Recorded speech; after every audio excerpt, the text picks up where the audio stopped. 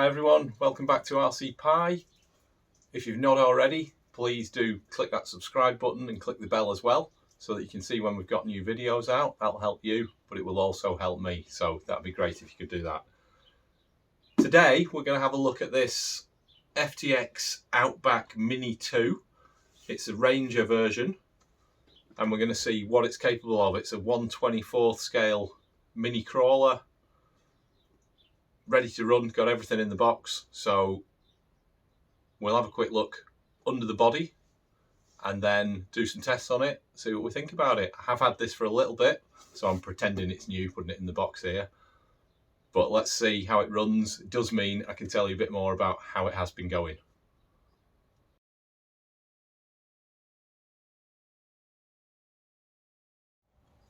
This is what you get in the box. So you've got a manual, and not a bad manual to be honest. It's got everything you need to know, how to do your setup. And it's also got, in the back, we've got all the spare parts list, extra body shells and option parts that you can get. So not a bad little manual. USB charger, straightforward. Takes about 3 hours to charge the battery with that. The transmitter is quite a nice transmitter, not too big, not too small, fairly handy. It's got your controls on here, an extra channel button for if you put on an extra light, something like that, reverse channel. It's got your trims, and you can also use those for setting your dual rate on your steering and your throttle.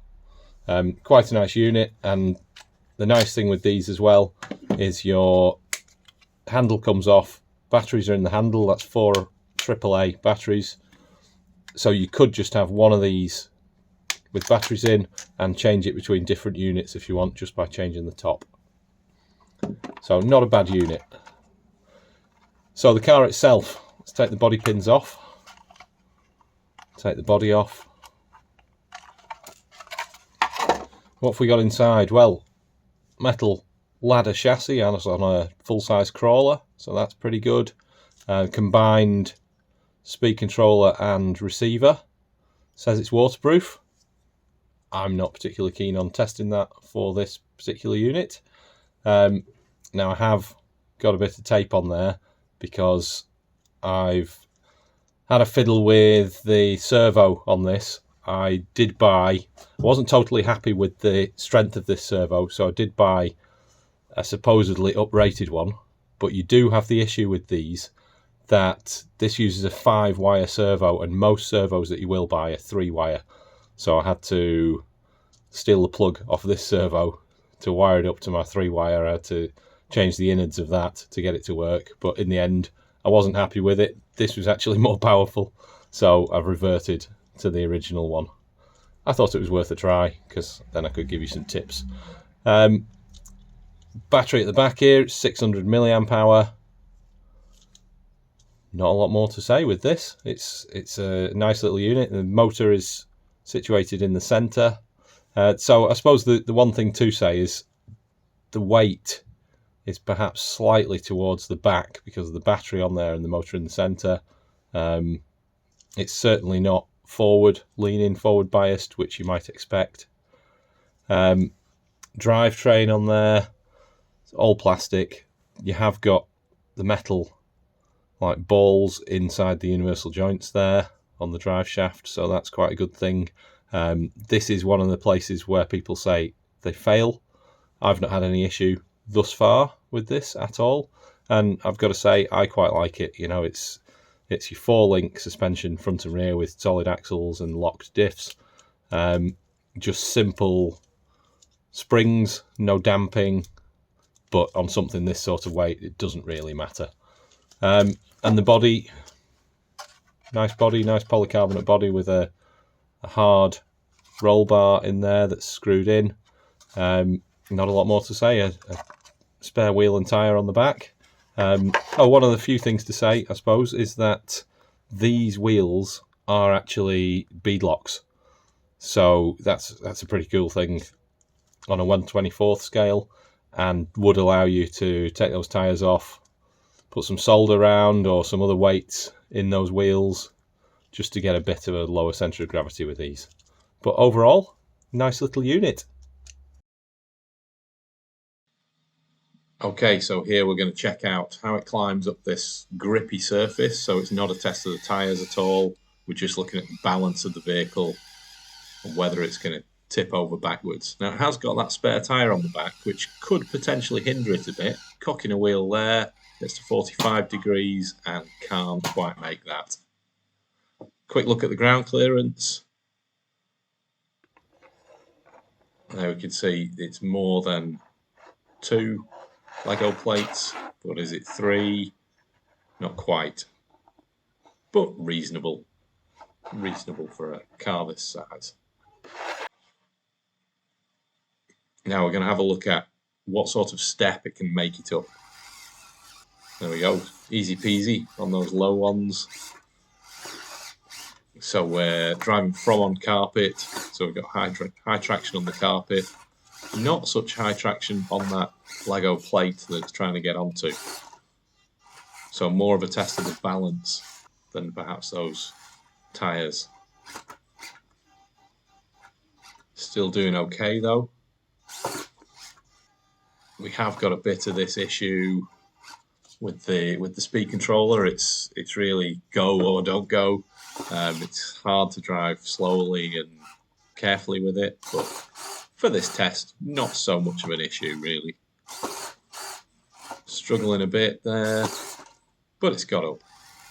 5 bricks high now. It's actually just striking on that bumper, so trying to lift up the whole platform.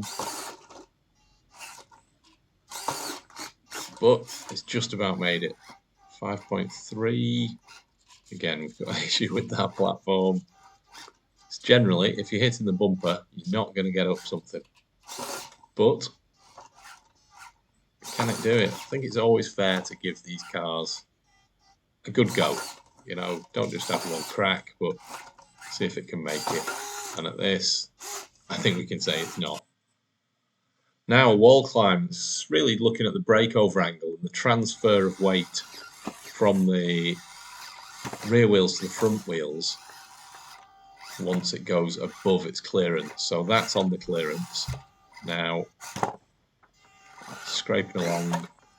So we've got to try and get the weight over that wall and onto those front wheels to pull it away. Pretty easy so far. Just rattling over those. In fact, attacking it maybe a bit too much so that the whole plate is moving along on the carpet. 6 bricks, doing pretty well, quite impressive. Is it going to make that? Again, it could maybe just do with a little bit more weight on the front. But it's done it. 6.3, that's not going to get over there. Just asking a bit too much. So we'll bail. Now clearing a gap. So we're going from one platform over a gap and onto another. And as you can see in the back, with a bit of snow and rain in the air, this was a day to do indoor tests. So over a 6 stud gap, no problem. Striking those bumpers, but easy peasy. 7, it's over there. So then you're going to start moving from just trying to do it in a calm way to needing to blast it over, because you're going to get a bit stuck. Still, this is coping remarkably well.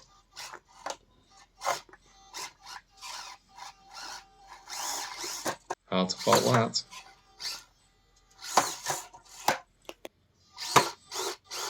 And an 11 stud gap. Can it make it over there? Yes. And these are without touching in between. If it's touching in between, it's not going to count as a victory. But I think we can say 12's a failure. Now, what most people will be looking at, I think, with these sorts of mini crawlers or micro crawlers, I don't know, some people call them one, some people call them the other, is running them over things in the house or in the office, and I think it's a very wise move.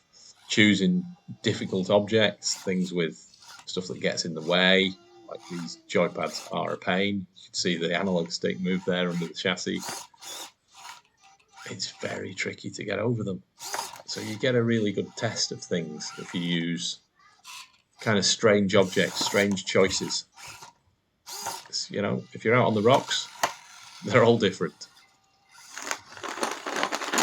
Different tractions by putting things that slip and roll, you know, simulating mud or slippery surfaces. Put things together to create difficult gaps, difficult ridges, steps to climb up. Well, we can see it's handling these pretty well. It's not got the best steering angle, it's not got the best anything really, but overall it just seems to do quite well. It's quite a nicely balanced entry-level car. It's not doing anything particularly amazingly, but it just sort of performs and does the things that you want it to do, as long as you don't push it too hard. This is probably the hardest test on this little indoor course. Trying to get around this top gate. And it fell over the top. Now down the hill, still managing with that. Not rolling over forwards. Into the squishy terrain of the cushions. And again, still just rolling along. Doing itself proud. Is it going to tip here? Just, yeah. Trying to put that power down gradually is really, really tricky because the speed control is just not that great. Which is a shame, because I think that's the only thing really that lets down this particular truck. Now, all in a oneer. How can it perform? This is how it really does. There's no retakes, as there will have been for the other individual obstacles. This is just a true reflection of what this can do. Just giving it a bit more throttle. You can see the turning circle there. It's not too bad. It's not great. But if you're just playing around, it's a good bit of fun. That's an error on my one-handed driving part. You know, it's doing pretty well. I've taken this particular car loads of places. You know, staying overnight somewhere. Like, oh right, take that car. Let's check out how it climbs the furniture in this place. And it's always great fun. And in some ways, because it's got that speed controller that's slightly poor, it's really testing you as a driver. You can see the mobile phone here has changed to a paintbrush. Decided that was a better move. The phone kept falling off. But still using the charging cable. So we had one fail. Don't think there were any others on this single run. Oh, yes there was. 2 fails. But it's not done a bad job. And there we go. Now, out and about. If you do want to take your mini micro crawler out and about, you want to see what it's made of, what it's capable of doing. So we've got the same course that we've used for a few different trucks for their reviews. See how it performs over there. And now, these tyres are quite nice. The only issue with them, I would say, is that they could do with probably a bit of foaming.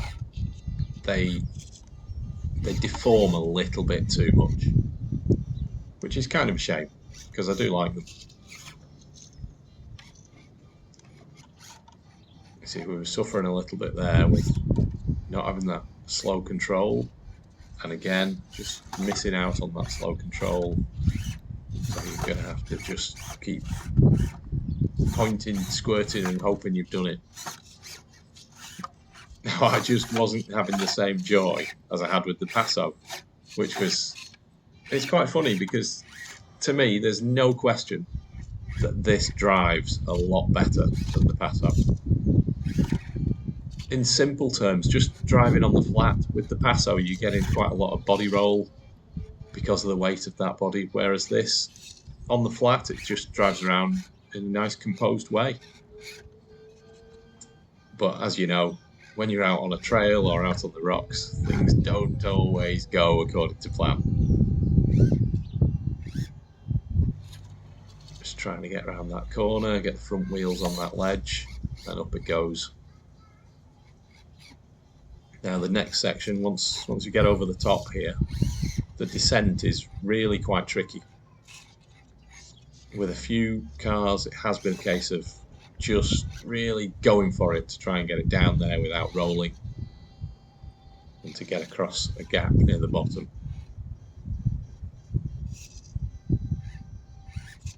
The Ranger here, staying composed, getting round. Is it going to make it? Get that front wheel over. It's wobbling, but can it get round? Let's see.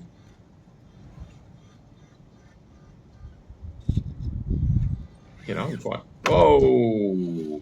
I was going to say I was quite impressed with my slow control there.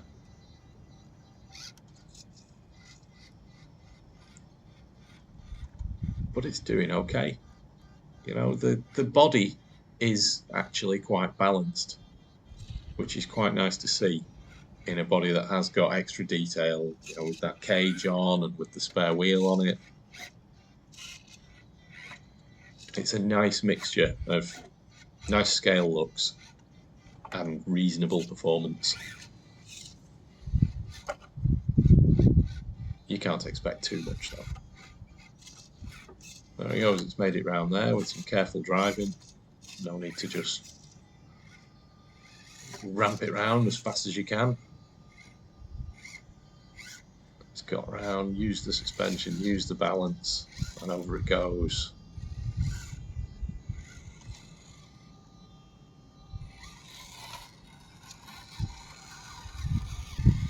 Then we'll come back. I think the way back is slightly easier. I think this ascent is easier, and I think the descent on the other side is easier.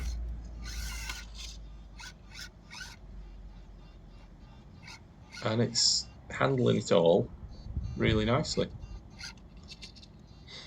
These rocks are a real mixture as well of different sort of levels of grip, especially ones with bits of loose dirt on, or you know, this one's got moss on it, a couple of others have.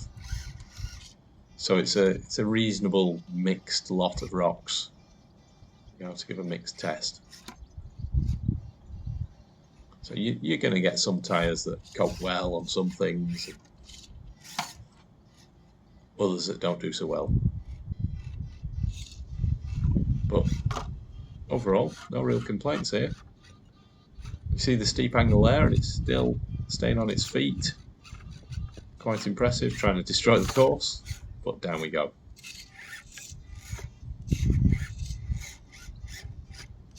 I'm not entirely sure with that front bumper whether it's a help or a hindrance. Now, it's got that kind of bull bar on the front. I'm stuck there. And yeah, that bull bar on the right surface is going to help it to get up, but on others it's just getting a bit stuck, and the bumper is a bit big when you're considering breakover angles. No, not breakover angles, sorry, approach angles. Now what are we doing here? Manoeuvring around to try and get down that last slope.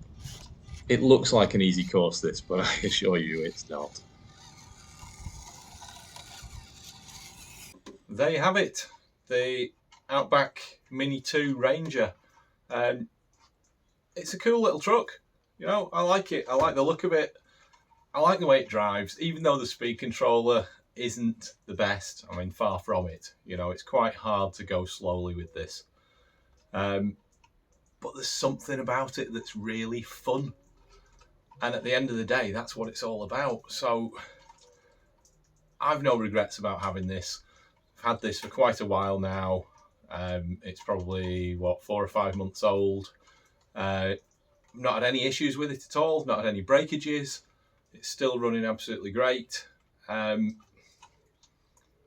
£70, in fact, you might be able to get it for less than that.